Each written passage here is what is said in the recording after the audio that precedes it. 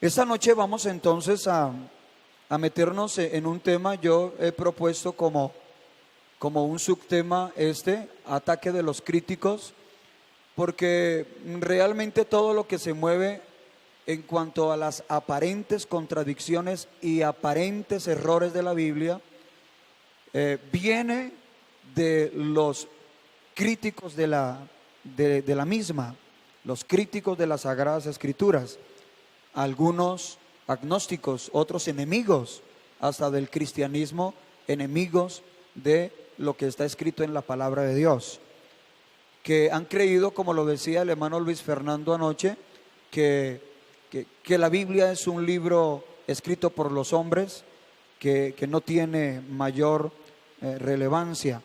Pero nosotros sabemos que, como lo estábamos leyendo, y lo dice Pablo, toda la Escritura es inspirada por Dios.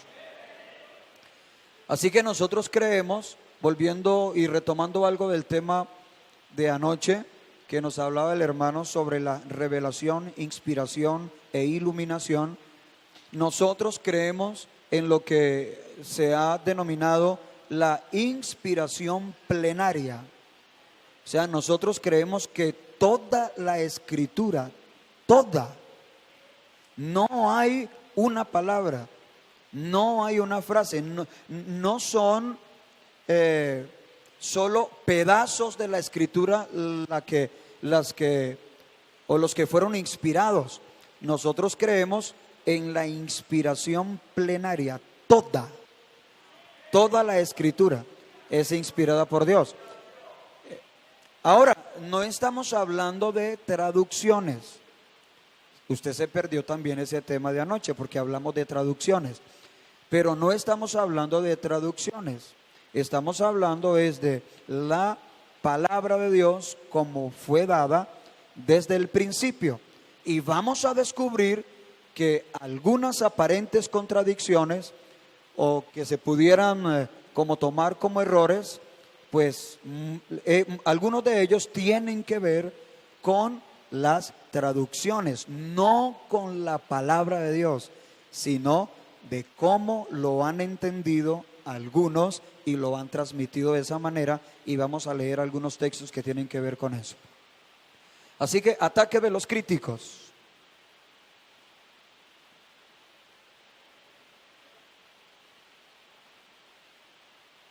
La Biblia está llena de contradicciones. Esa es como el postulado, esa es la tesis de algunos críticos. Y es que la Biblia está llena de contradicciones. Nosotros nos hacemos, es una pregunta, si será verdad eso.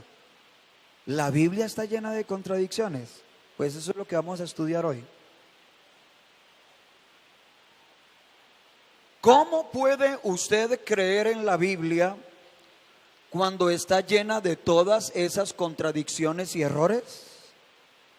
Acuérdense que estamos hablando del ataque de los críticos.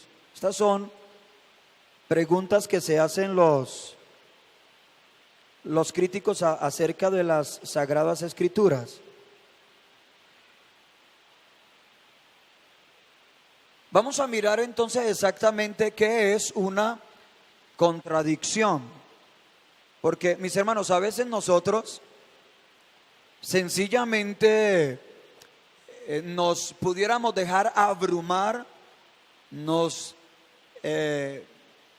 en algún momento también nos dejaríamos como llevar a un rincón, sencillamente con algunos términos que necesitamos entender qué significan.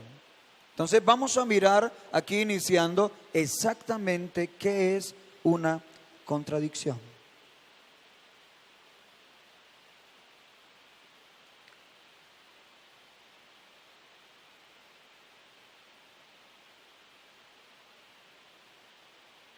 ¿Qué constituye una contradicción? La ley de la no contradicción es que la base de todo pensamiento lógico declara que una cosa no puede ser y ser ambas al mismo tiempo. En otras palabras, no puede estar lloviendo y no lloviendo al mismo tiempo. Eso sería una contradicción. Si uno puede demostrar una violación de este principio de las Escrituras, entonces, y solamente entonces, puede demostrar una contradicción.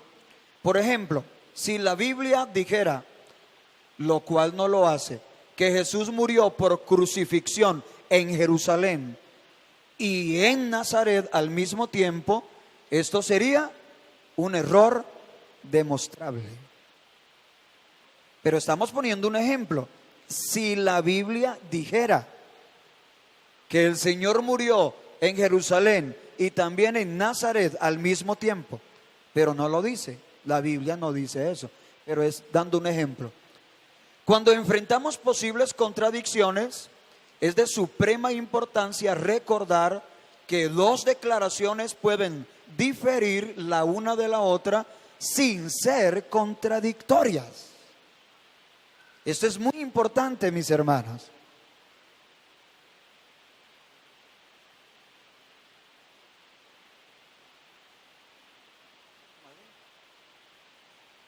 Entonces es muy importante que nosotros entendamos eso, de lo que estamos hablando. Dos posiciones, dos declaraciones, en este caso dos textos, pueden diferir el uno del otro sin necesariamente ser una contradicción. Porque allí ya sería, hermano, pudiésemos poner un ejemplo. Cuando se recoge el testimonio de dos testigos, es muy posible que uno de ellos lo cuente de una manera, desde su punto de vista, desde su posición, y que otro lo cuente de otra manera, desde su posición, desde su punto de vista. Ahí es cuando tenemos, por ejemplo, los evangelistas, cómo narran la vida de Cristo. Y se dice que tres de ellos, los famosos evangelios sinópticos, que hablan de una visión simultánea, ellos abordan al Señor de diferentes maneras. Y hay otro de los evangelistas que lo aborda totalmente de una manera diferente, porque ellos estaban dirigiendo la narración de la historia a diferentes pueblos, a diferentes sectores, a diferentes personas. Y también lo hacían desde el punto de vista que Dios le permitía que usaran, o más bien que Dios usaba en ellos.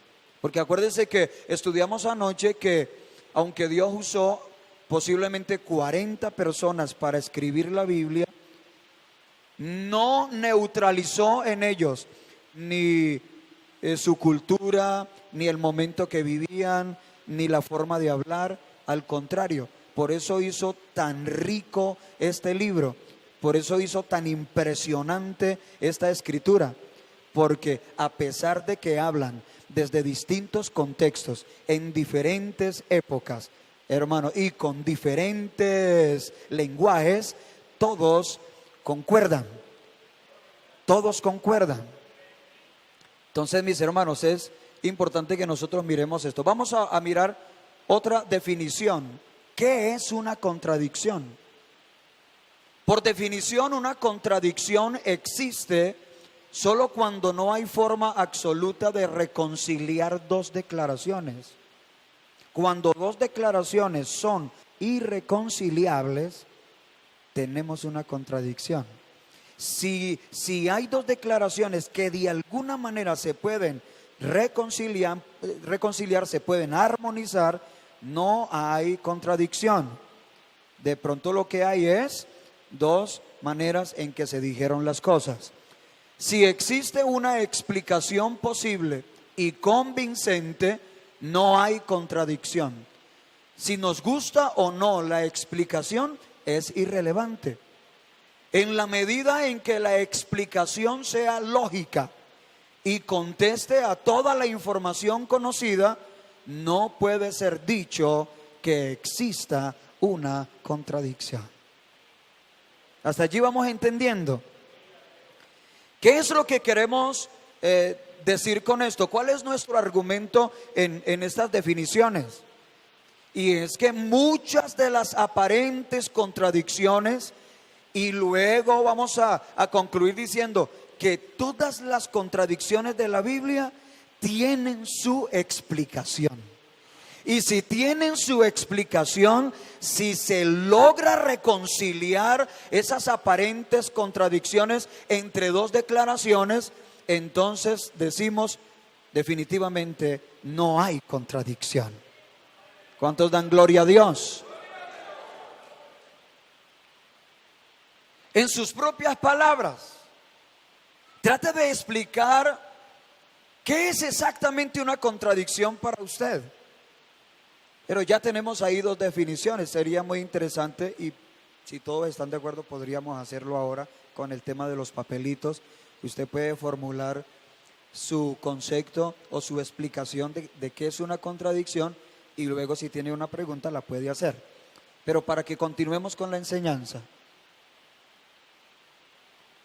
supuestas contradicciones en la Biblia. Yo aquí le voy a mostrar solo una. Porque ¿quién me puede decir cuántas contradicciones hay en la Biblia? ¿Quién me puede decir? ¿Alguien estudió? Pastor, no me quedó tiempo. A ver, yo tenía por aquí. Le voy a regalar estas almendras a quien me diga cuántas contradicciones hay en la Biblia. Oiga, están riquísimas. Yo las probé ayer. Wow, quisiera comerme otra. Aparentes contradicciones. ¿Cuántas aparentes contradicciones hay en la Biblia? El hermano Johnny dice como 5. Ha encontrado como 5. ¿Alguien ha encontrado más? ¿Alguien da más? ¿Una? ¿Tú has encontrado una?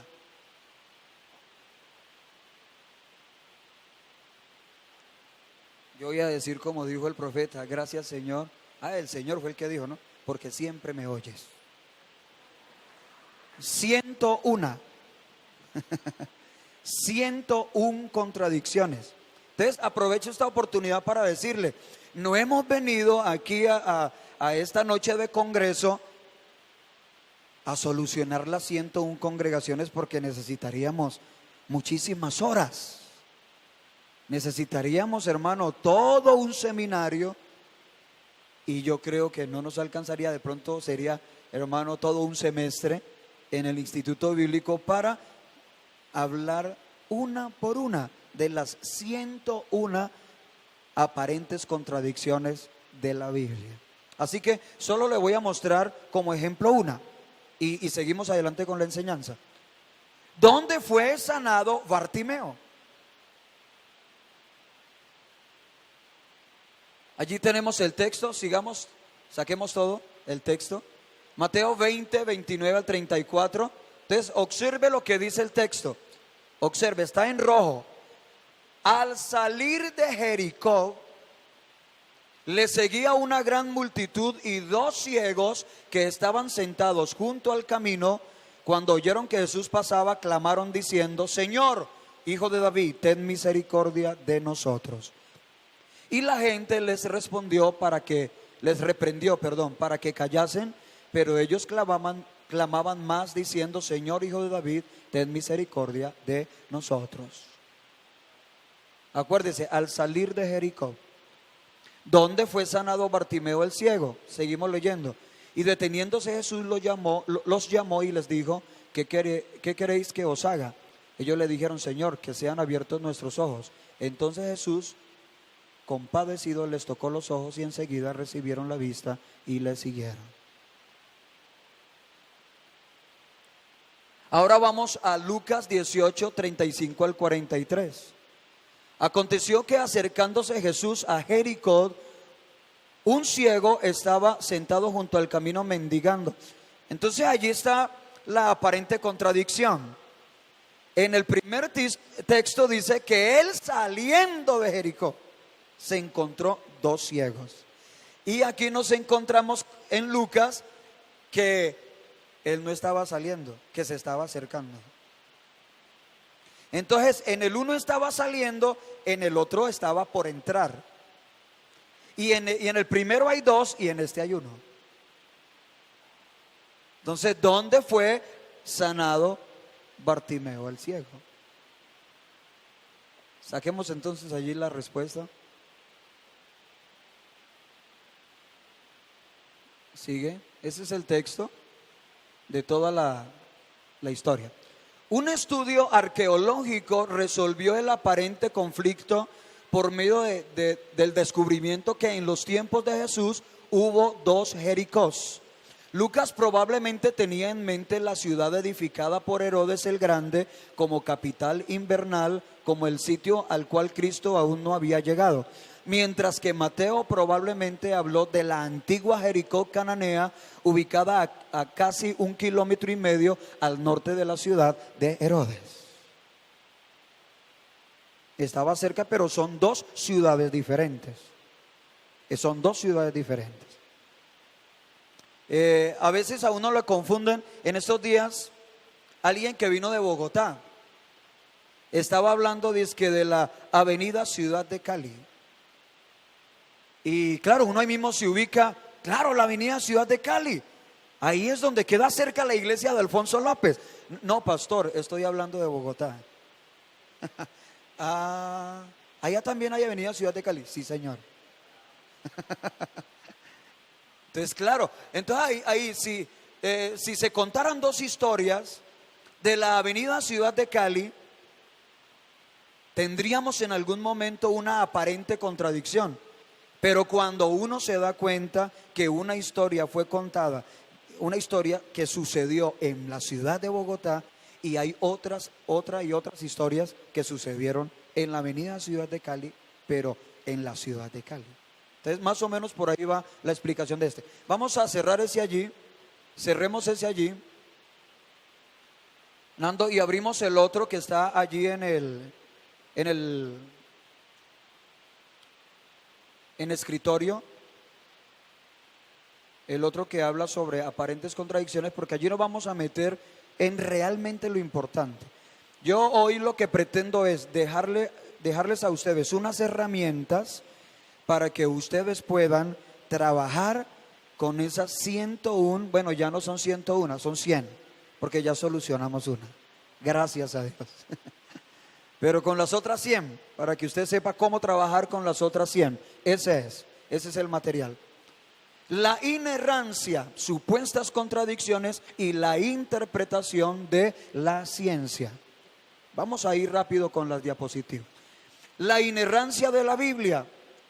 No se me vaya a confundir. Cuando hablamos de la inerrancia, estamos hablando de que no hay errores. No hay errores. Inerrancia es que en la Biblia no hay errores. Creemos en la inerrancia de las Sagradas Escrituras. O sea que creemos en que en la Biblia no hay errores. Segunda de Timoteo 3, 16, 17, ya lo leímos. Indica que la Biblia es inspirada por Dios y así es sin error. Porque acuérdense que nuestro Dios es infalible. Hermano, la religión popular ha creído que hay un hombre infalible. ¿Cómo no vamos a creer nosotros que existe un Dios infalible? Si millones de personas han creído que el Papa es infalible, ¿cómo no vamos a creer nosotros que Dios es infalible? Entonces, no vamos ahora a ahondar en ese tema, pero nosotros sabemos, la Biblia dice que todo hombre es mentiroso, que solo Dios es verdad, solo Dios es veraz. No solo en asuntos de fe y moral, también habla sin error en cualquier asunto que la Biblia trata. Hermano, y esto es una palabra que yo siempre tengo que usar, porque es que es una de las pocas palabras que podemos usar para las cosas de Dios. Esto es lo impresionante, lo impactante, lo extraordinario, lo glorioso, lo sobrenatural.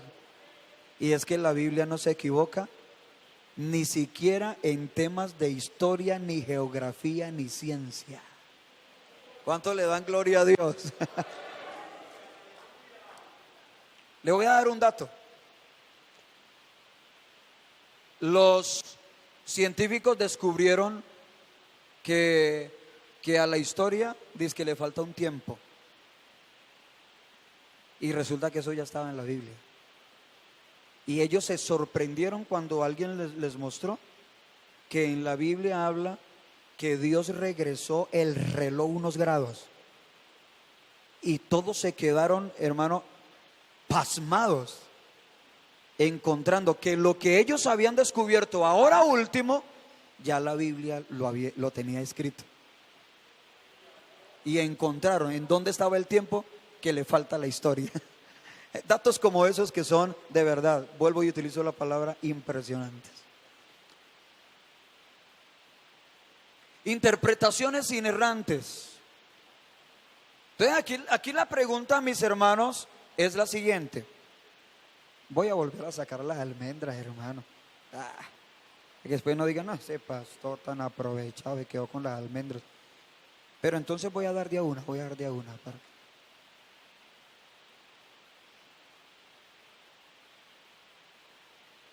¿Quién le pregunto? El que quiera, uno de los jóvenes, porque este congreso es especialmente para los jóvenes. ¿Cómo nosotros podemos definir entonces la inerrancia de la Biblia frente a las interpretaciones? ¿Quién me da una opinión acerca de eso?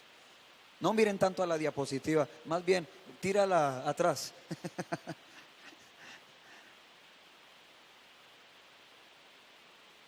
¿Quién me puede ayudar? ¿Qué puede usted decir sobre la inerrancia? O sea, que la Biblia no tiene errores frente a la interpretación.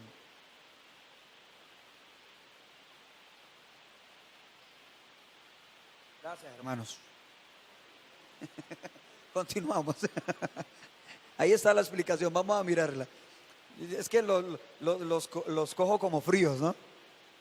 Pero uno tiene que estar, hermano, mejor dicho, vivo para todo. Hay interpretaciones erróneas, pero la Biblia es sin error.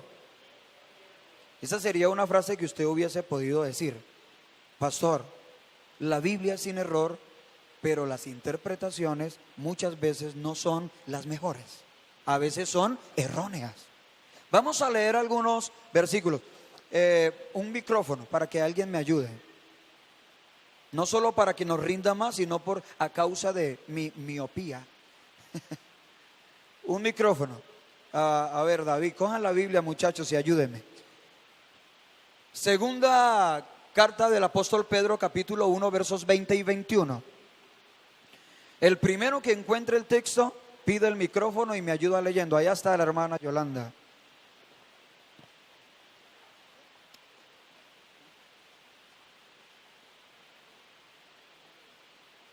Léelo fuerte, que todos escuchemos. Segunda de Pedro 1, 20 y 21.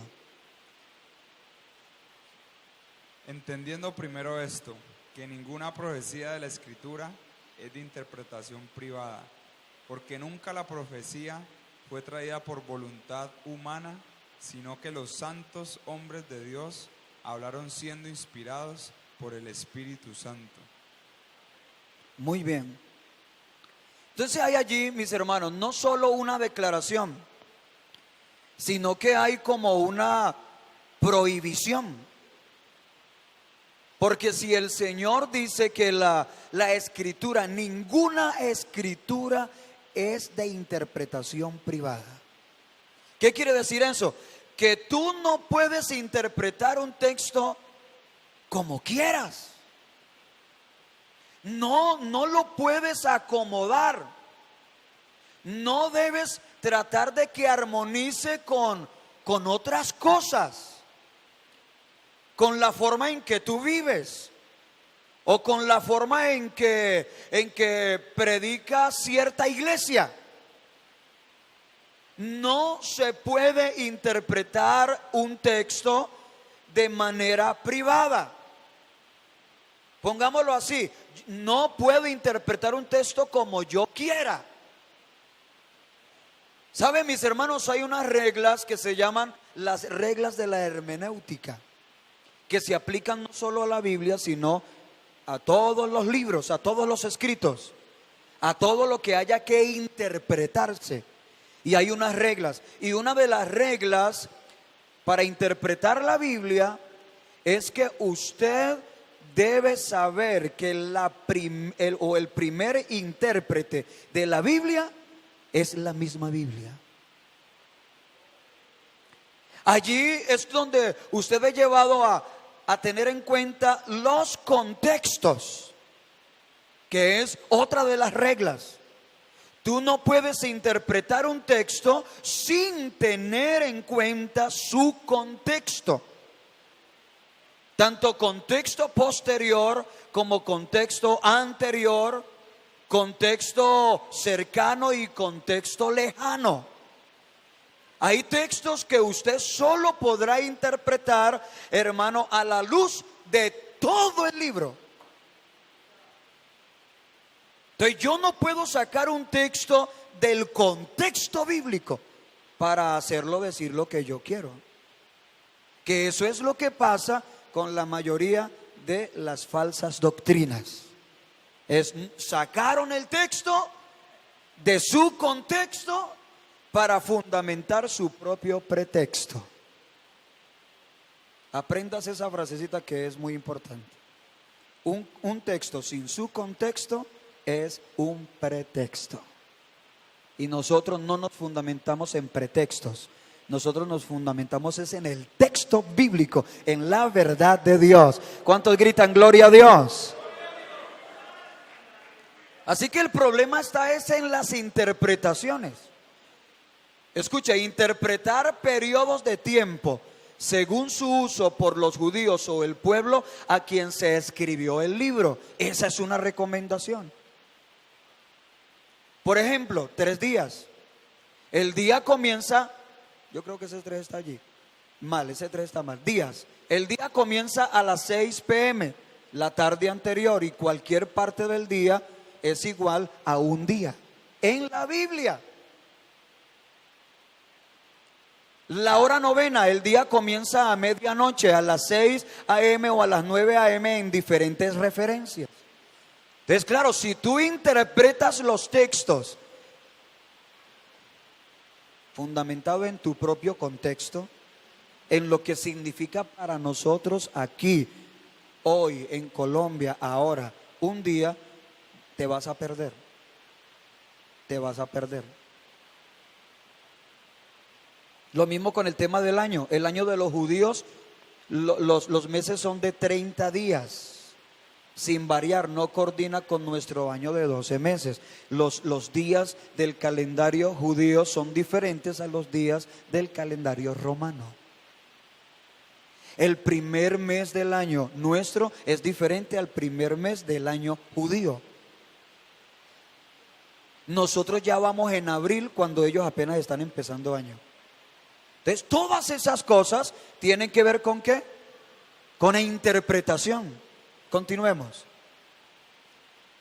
Conceptos de infalibilidad. Primera de Pedro 1:10. Vamos a leer ese texto, y otro va ubicando Segunda de Pedro 3:16 y Hebreos 5:11.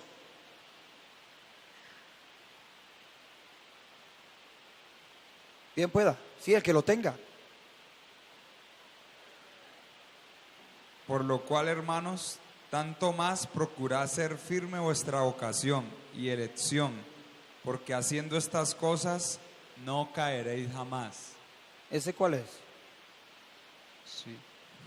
Primera de Pedro. Ojo, David. Sí, ve, hermano, problemas de interpretación. Pastor, Los profetas que profetizaron de la gracia destinada a vosotros inquirieron diligentemente, indagaron acerca de esta salvación. Sí. No, ahí está bien. Escuche, vamos a descubrir aquí que no todo mundo entiende la Biblia. Y aquí ya encontramos una referencia en la misma Biblia. Los profetas en la antigüedad no entendían, no sabían de qué tiempo y de qué personas hablaba el Espíritu a través de ellos. Entonces aquí tenemos que decir algo, mis hermanos, que no debe desanimarnos de ninguna manera. Y es que la Biblia en partes no es nada fácil de interpretar. Existen en la Biblia incluso textos llamados textos oscuros. Textos oscuros. ¿Qué significa textos oscuros? Difíciles de interpretar. Y vamos a leer lo que también lo dice la Biblia. Segunda de Pedro 3:16. Bien pueda, David. Casi en todas sus epístolas, hablando en ellas de estas cosas, entre las cuales hay algunas difíciles de entender, las cuales los indoctos e inconstantes tuercen, como también las otras escrituras, para su propia perdición. Ese texto es clave en lo que estamos hablando. Pedro dice que hay escrituras difíciles de entender. Y no solamente nos dice eso, sino que le añade: y esas escrituras difíciles de entender, los indoctos las tuercen. Hay un denuncio ahí. Hay una voz de alerta ahí. Porque la misma Biblia nos dice que sí pueden venir personas, y de hecho luego lo declara, personas que tuercen las escrituras, que las malinterpretan para su propia perdición. Hebreos 5:11. Bien puede, hermana. Acerca de esto tenemos mucho que decir y difícil de explicar, por cuanto os habéis hechos tardos para oír. Oiga, hay cosas difíciles de explicar. Lo dice el apóstol Pablo. Entonces tenemos allí la arqueología nos ha ayudado. Hay dos ejemplos ahí acerca de frases que encontramos en la Biblia como pan cotidiano, y dice que era una expresión hallada en un papiro de la cantidad de pan proveído para soldados y obreros para el siguiente día. Y nos dice también que en Éxodo 23:19 habla de hervir al ternero en la leche de su madre, y se descubrió que ese era un rito pagano. Entonces estamos hablando de que la arqueología nos ha ayudado también para tratar de ubicarnos en la correcta interpretación de la Biblia. A ver, una bananita.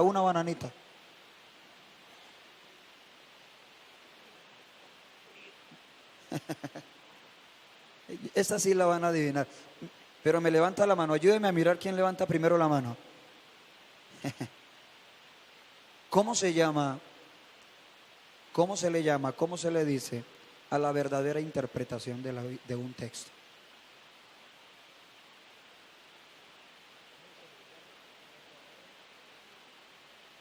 ¿Pero me está preguntando a mí o? Correcto. Venga, exégesis. Venga, hermano. Por fin, hermano. Le voy a dar uno azul. Tome, usted lo ganó. O llévale que saque la. Uno solo, Johnny, uno solo. Exégesis. Exégesis es el verdadero sentido, el sentido correcto del texto. Es correctamente lo que quiere decir el texto. Exégesis. Vamos entonces a continuar aquí. No significa que hayamos toda la verdad en cada referencia a un tema. Eso también es importante. Dios habló a los primeros hombres como a niños, sin reprenderles tan duro como hace a los creyentes más maduros.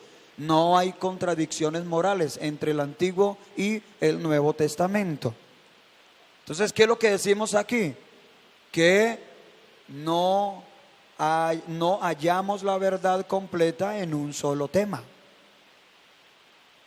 A veces vamos construyendo todo un conocimiento a medida que vamos avanzando en el estudio de la palabra del Señor.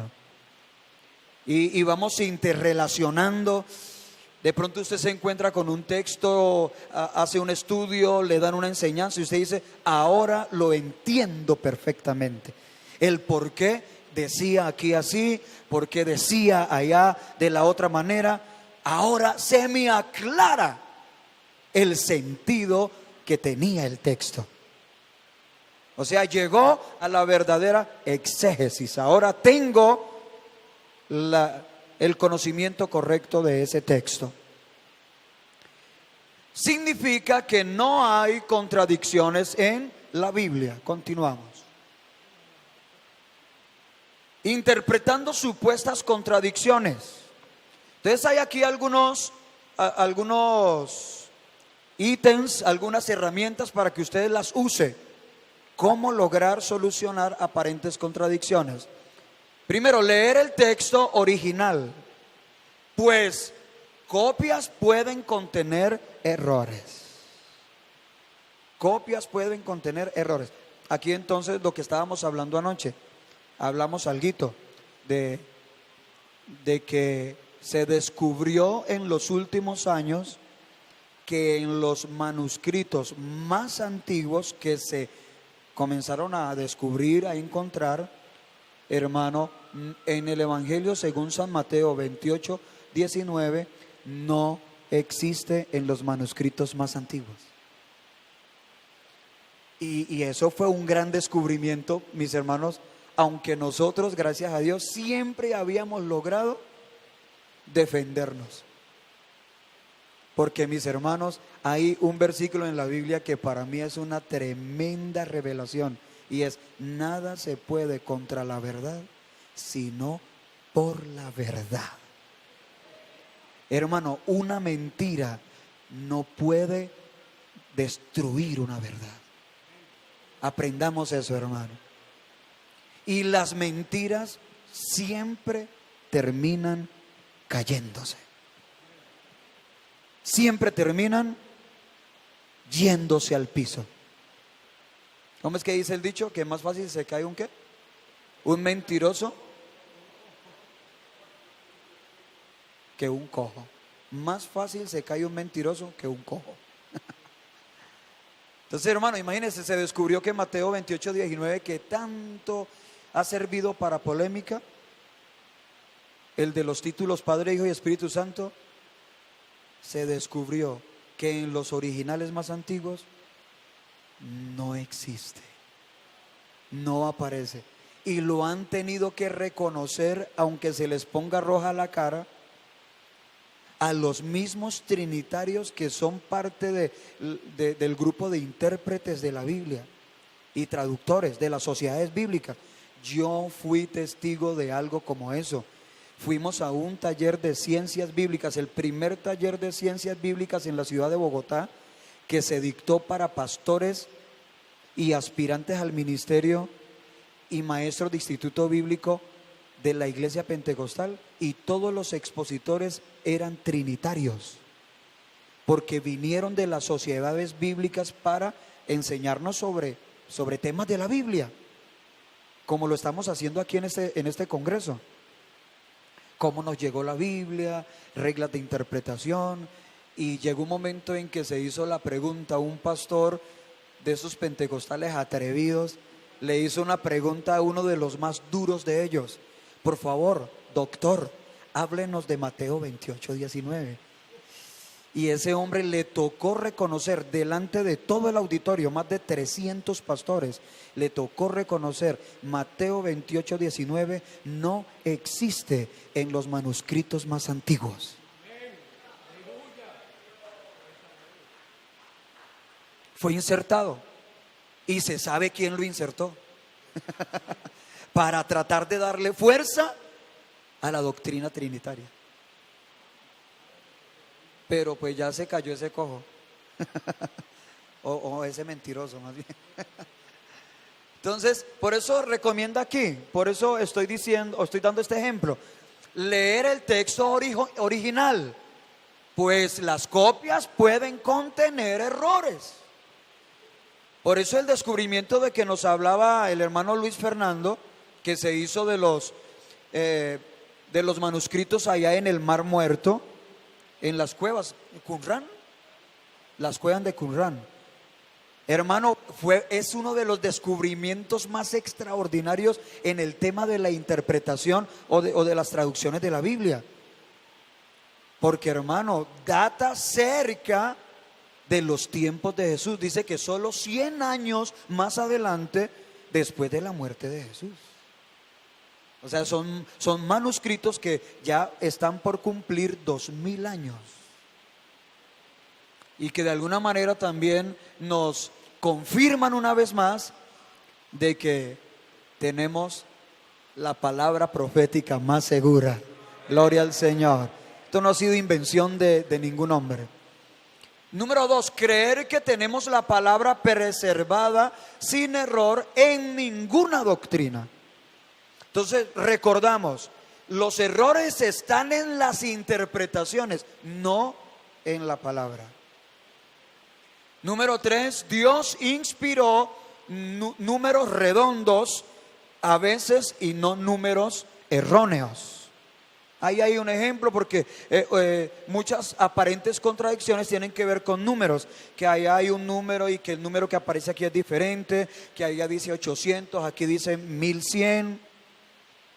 Entonces, la Biblia trabaja con números redondos a veces y no números erróneos. Evitando supuestas contradicciones, conocer la geografía y datos completos o interpretar supuestos conflictos. Mira, allí está el que trabajamos ahora de Jericó.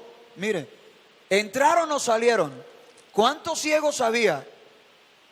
Ahí dice, salían de Jericó de antiguo y entraron en el Jericó nuevo. Tremendo descubrimiento, ¿cierto? Y a eso ayudó la arqueología. Identificar eventos diferentes aunque similares. Ahí hay un ejemplo. Hay 2 limpiezas del templo. Y a veces uno está leyendo y uno dice, ay, pero aquí habla diferente. Y no se da cuenta el lector que está leyendo la segunda limpieza y no la primera. Hay varias predicaciones del Sermón del Monte.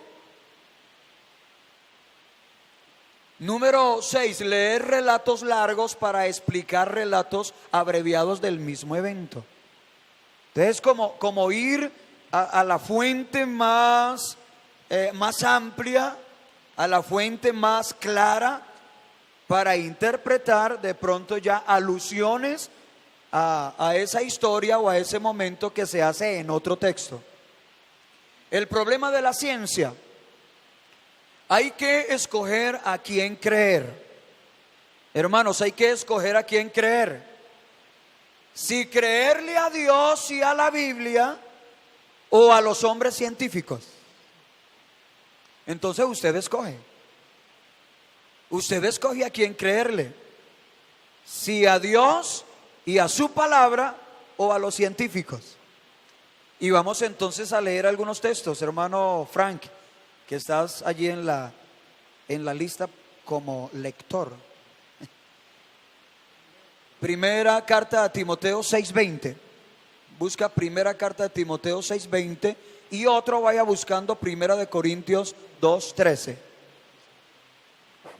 Oh Timoteo, guarda lo que se te ha encomendado, evitando las profanas pláticas sobre cosas vanas y los argumentos de la falsamente llamada ciencia.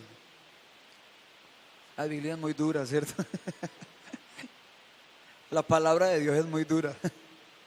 Acuérdense que eso decían cientos que lo seguían y Dios los confrontó con la verdad. Y comenzaron a decir, dura es esa palabra. La Biblia llama a la ciencia una mentira o una falsedad.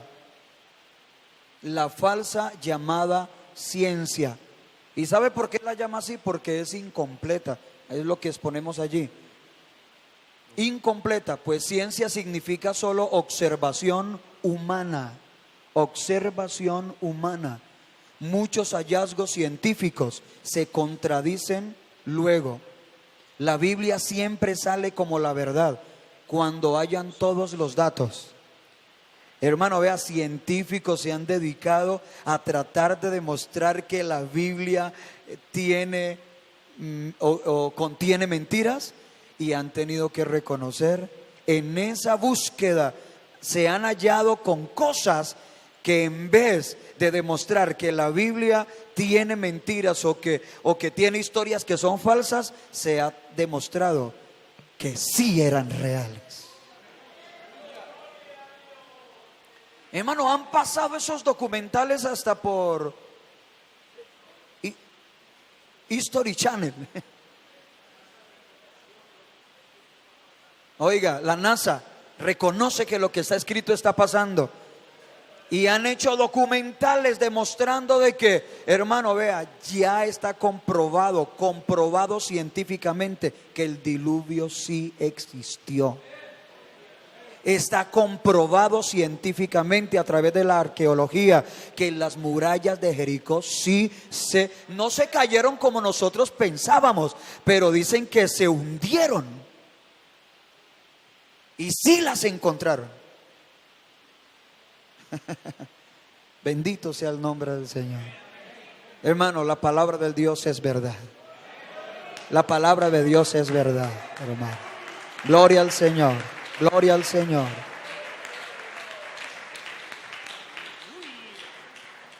Primera de Corintios 2:13.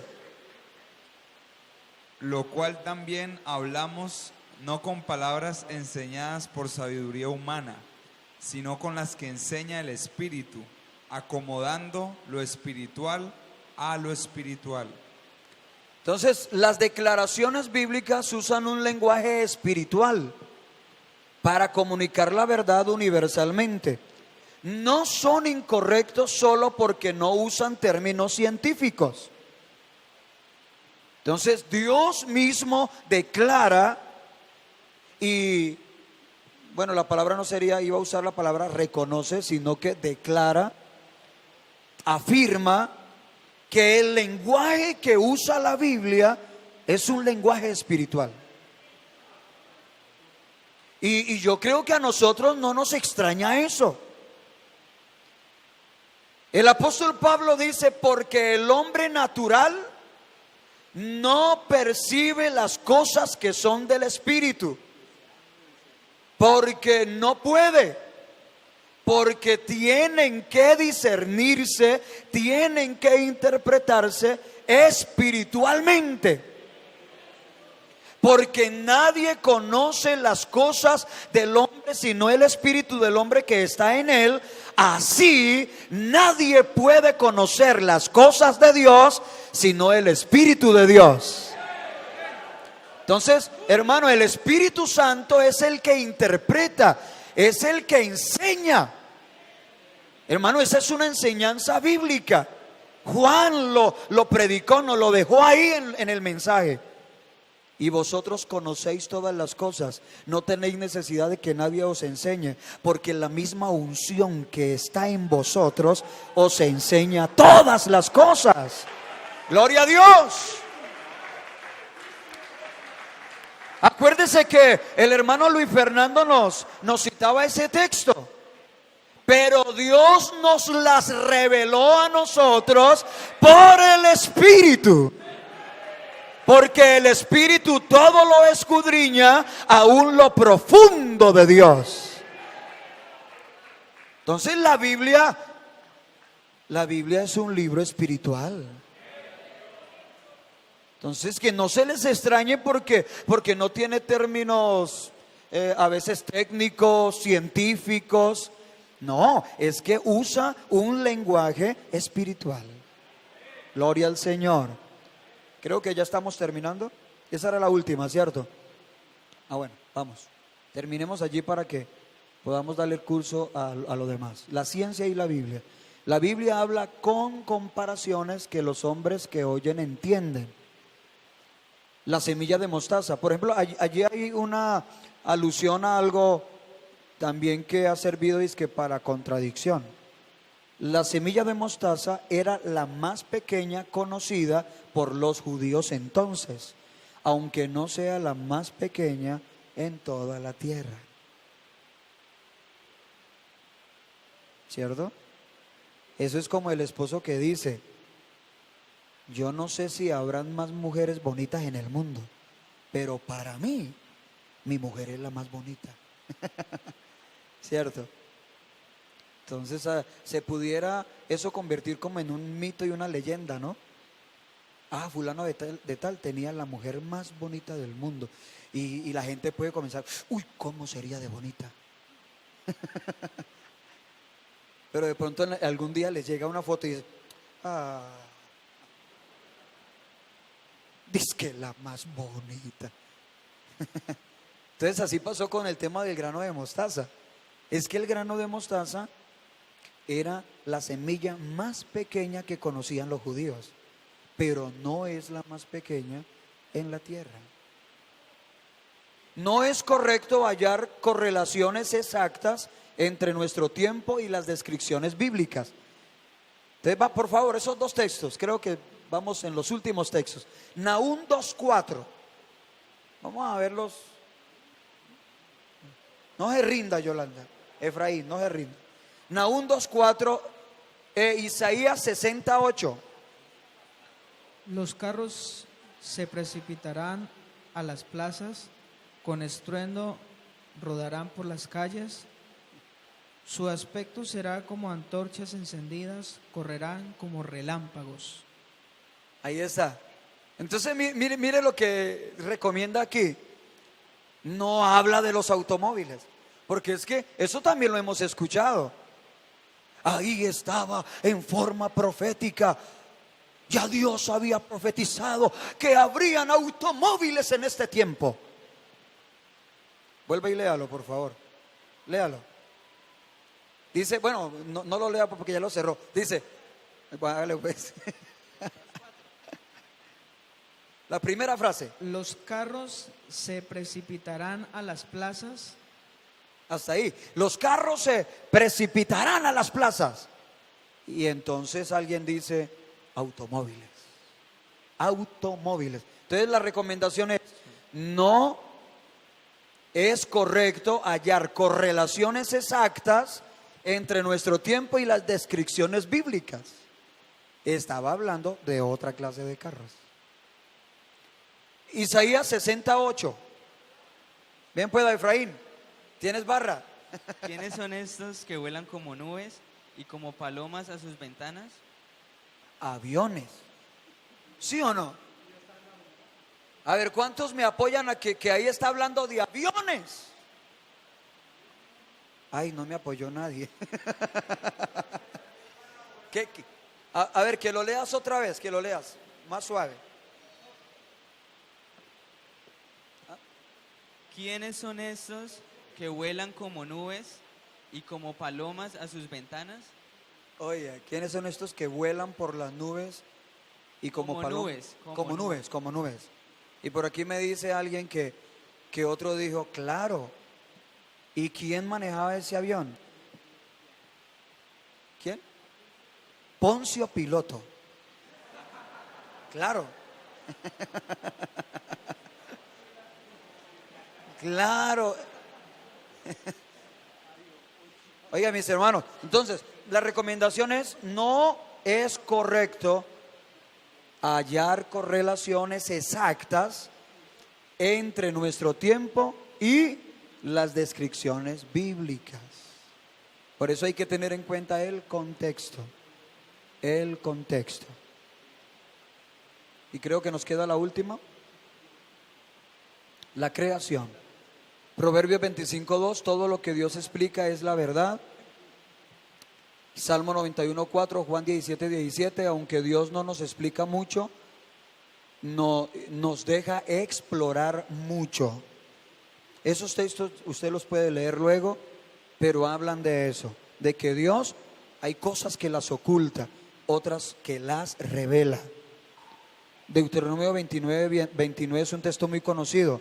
Las cosas ocultas le pertenecen a Dios y las reveladas son para los hombres. Entonces no nos corresponde a nosotros ir más allá de la revelación. Gloria al Señor. Génesis 1 es un bosquejo de Génesis 2 y 3, no una contradicción de estos. Hay que leer todo, literalmente días de 24 horas, no de milenios. Entonces todo eso es como para ayudarnos a que no entremos en esas contradicciones que no existen. Entonces, hermano, cosas muy importantes. Creemos en la inerrancia de las Sagradas Escrituras. Las Sagradas Escrituras no contienen errores. Creemos en que Dios es infalible, en que Dios es veraz. ¿En dónde ha radicado el problema? En las interpretaciones. En las interpretaciones. Y luego también en las copias de copias. Si usted no lo sabía, si no lo había pensado, esta que tengo en mi mano es una copia, y tal vez, hermano, tenemos que hablar de que esta, ¿qué número de copias será esta? Por Dios, son millones de copias. Entonces acuérdese de que sí se han encontrado. El hermano Luis Fernando decía algo muy curioso, decía: yo he encontrado hasta algún error de ortografía. Porque acuérdese, las copias las hacen los hombres, pero también nosotros contamos con el famoso canon de las Escrituras y con instituciones de gran reconocimiento, de gran testimonio, como el de las Sociedades Bíblicas Unidas. Ya se nos recomendó anoche, para los que se preguntan entonces, ¿qué traducción, qué versión es la más recomendable? Hermano, la más usada, la más querida, y hasta entre algunos hasta dicen endiosada, que eso ya está mal, es la Reina Valera. Pero que ustedes también sepan que la Reina Valera es solo una de las muchas traducciones que se le han hecho a los manuscritos originales. Claro, hermano, la Reina Valera esta traducción se hizo de los manuscritos originales. Dijimos anoche que tengamos cuidado de las versiones libres y hablamos, por ejemplo, de la traducción de los Testigos de Jehová, que no se hace de los originales, o si lo hicieron de los originales, ellos acomodaron una interpretación a su propia doctrina. Entonces, por ejemplo, Juan 1:1. Juan 1:1, ¿usted sabe cómo dice Juan 1:1? Ayúdeme. En el principio era el Verbo, y el Verbo era con Dios, y el Verbo era Dios. ¿Sabe cómo dice la Biblia de los Testigos de Jehová? En el principio era el Verbo, y el Verbo era un Dios, con D minúscula.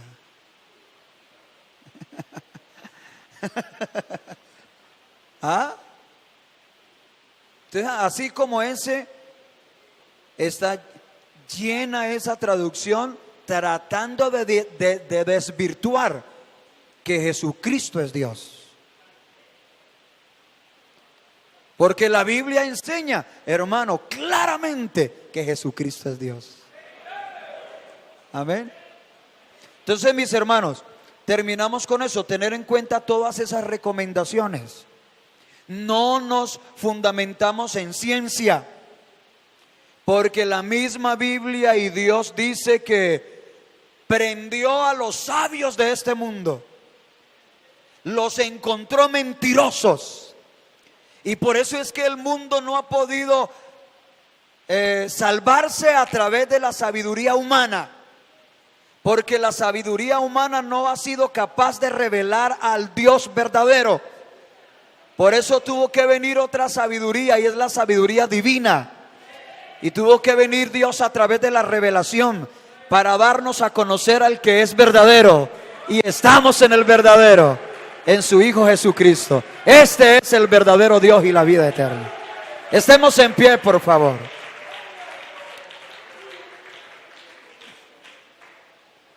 Vamos a darle gracias a Dios por la enseñanza. Acuérdese, no hemos querido hoy solucionar las 101 aparentes contradicciones. Solo una. Sí, seguimos con el resto. Hermano, acuérdese que estamos en el Congreso. El culto no se acaba ya. Continuamos con la ofrenda. Tenemos un especial.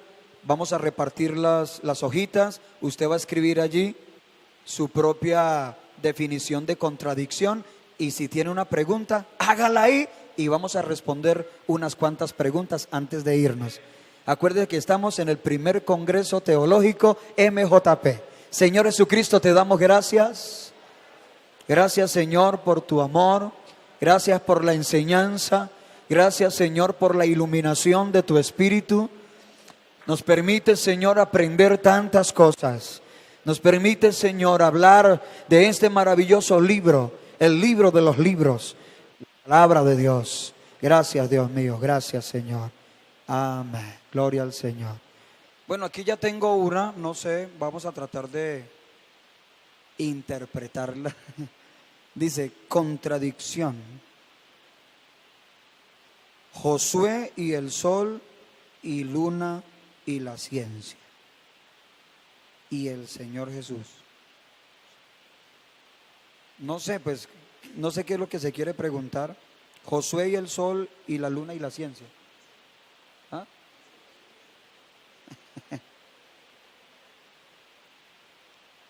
No sé si la persona que formula esta o que escribió pueda explicarnos qué es lo que quiere preguntar. Porque dice Josué y el sol y luna y la ciencia, pero no entiendo.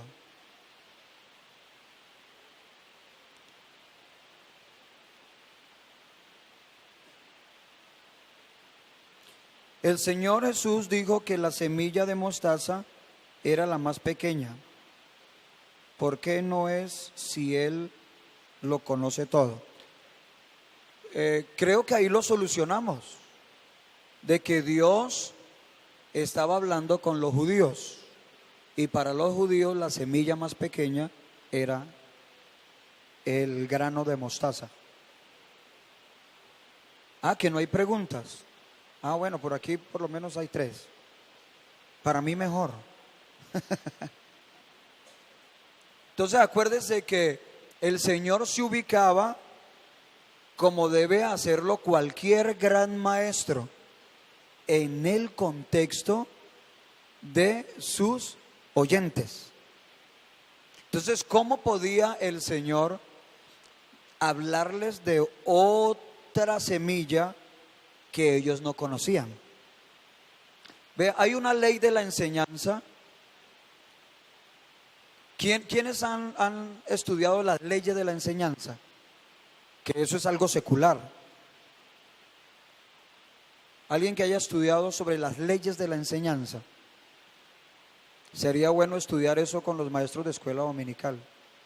Hay una ley de la enseñanza que dice que tú debes hablarle a los alumnos en el lenguaje de ellos, en el léxico de ellos, de manera que entiendan. El maestro de los maestros sabía de esa ley. Por eso él siempre les enseñaba a través de lo que ellos conocían. ¿Se acuerdan que un día le preguntaron, ¿es lícito pagar los impuestos?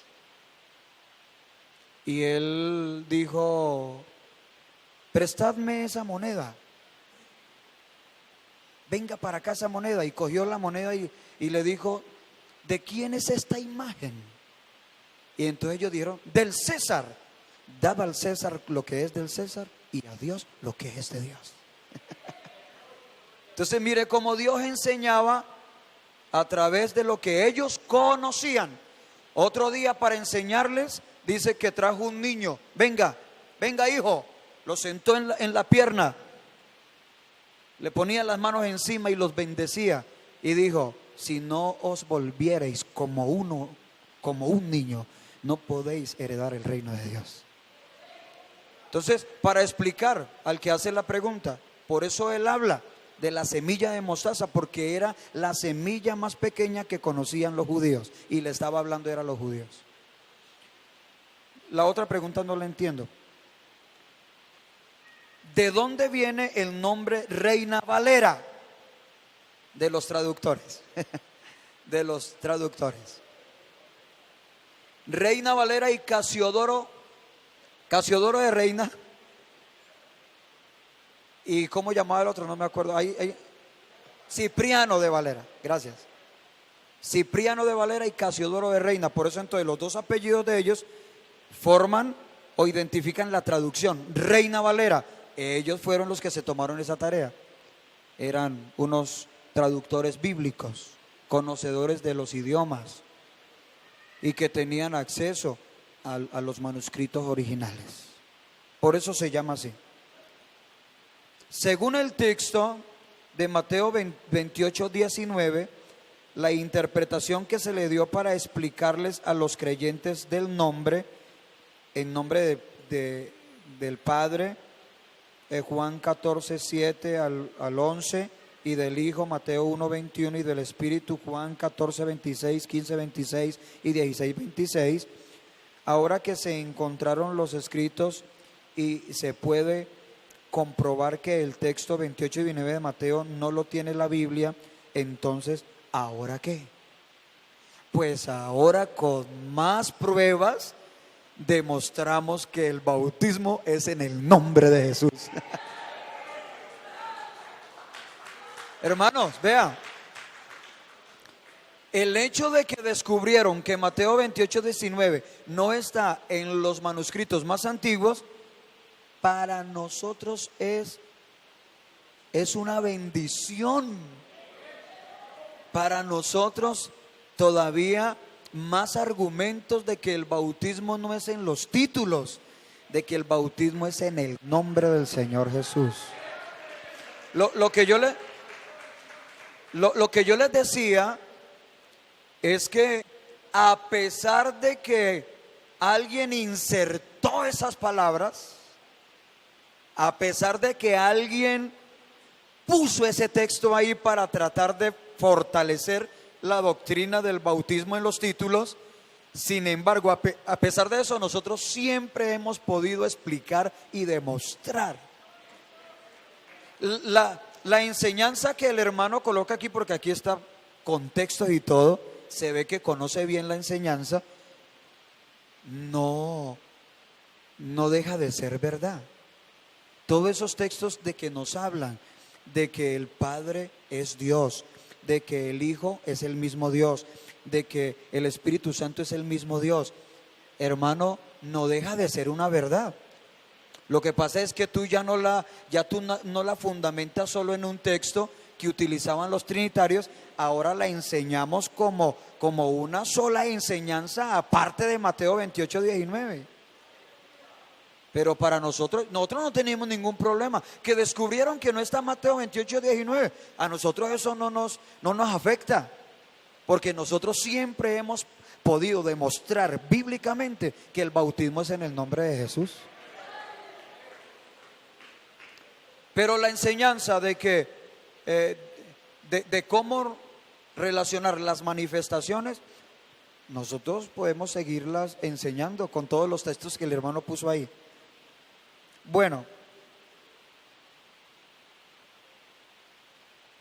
¿qué relación tienen Lucas 16, 20, 25 y Juan 11, 1, 12 y 11? Hermano, pues que debe hacer la pregunta, porque no nos podemos poner a leer todos esos textos ahora. Entonces, la persona que escribe estos textos, díganos cuál es la pregunta.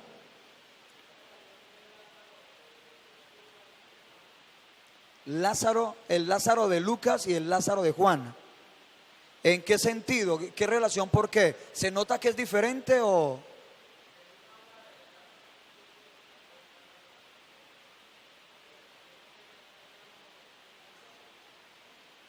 Ya me ubiqué. No, son diferentes, claro, son diferentes, son personas diferentes. Así como hoy hay personas que tienen el mismo nombre y en ese tiempo no existían los apellidos, sino que ellos se identificaban de pronto por su lugar de procedencia o por la familia, la tribu a la que pertenecían. Pero los Lázaros son diferentes, son diferentes. Como también hay varias Marías.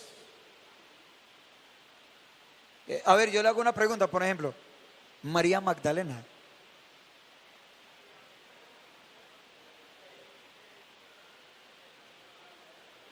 Era identificada como Magdalena por de la ciudad de donde venía. Es como el endemoniado gadareno. No era que era de apellido gadareno, ni como dicen algunos ganadero. El endemoniado ganadero. No, él no era ganadero. Él era de Gadara, de la ciudad de Gadara. Entonces se le llamaba el endemoniado gadareno. Era su gentilicio. Explicar, escuchen esta: Dios no es hombre para que mienta, ni hijo de hombre para que se arrepienta. Números 23, 19, Génesis 6, 7. Pues me arrepiento de haber hecho. Ok, ya entendí. Aquí hay una aparente contradicción. Como esta hay muchas. Hay una también muy bonita, ya vamos a explicar esta, pero hay una muy interesante, y es que el Señor dijo: no améis al mundo ni las cosas que están en el mundo. Y Juan 3:16 dice: y de tal manera amó Dios al mundo. Entonces, ¿qué, Señor? ¿Lo amamos o no? Y usted nos dice que no lo amemos y usted lo amó.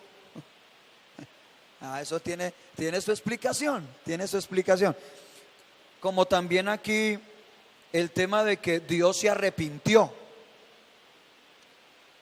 Nosotros debemos entender, ahí venimos al tema de el contexto bíblico.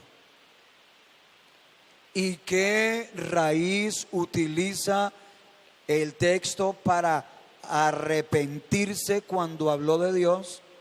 ¿Y qué raíz utiliza para el no arrepentirse de Dios? Entonces se traduce como arrepentimiento, pero tienen dos sentidos completamente diferentes. Cuando en Génesis 6:7 dice que Dios se arrepintió, lo que significa es que le dolió en su corazón. O sea, se sintió triste. No era que había cambiado de manera de pensar, que es el otro sentido.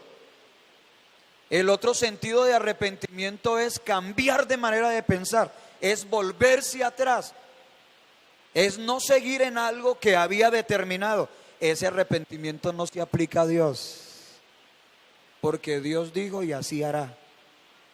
Ahí es cuando dice: Dios no es hombre para que se arrepienta. ¿Qué quiere decir? Dios cumplirá lo que ha prometido.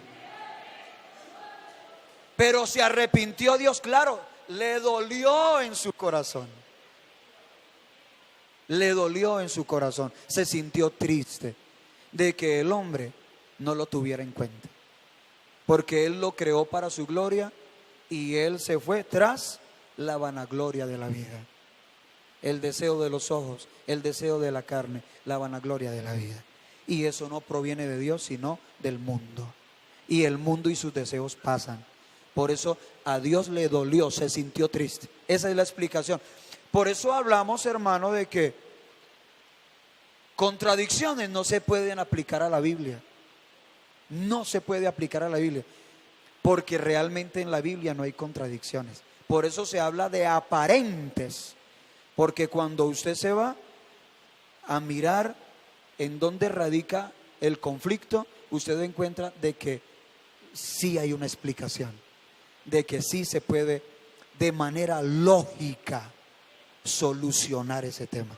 Entonces terminamos reconociendo de que no hay contradicción ahí, porque utilizando esta pregunta, aunque utilice la misma palabra arrepentimiento, en una significa cambio de manera de pensar y en otra significa que le dolió el corazón, que tuvo tristeza.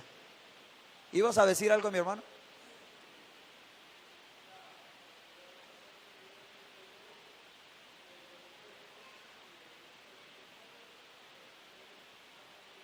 Correcto.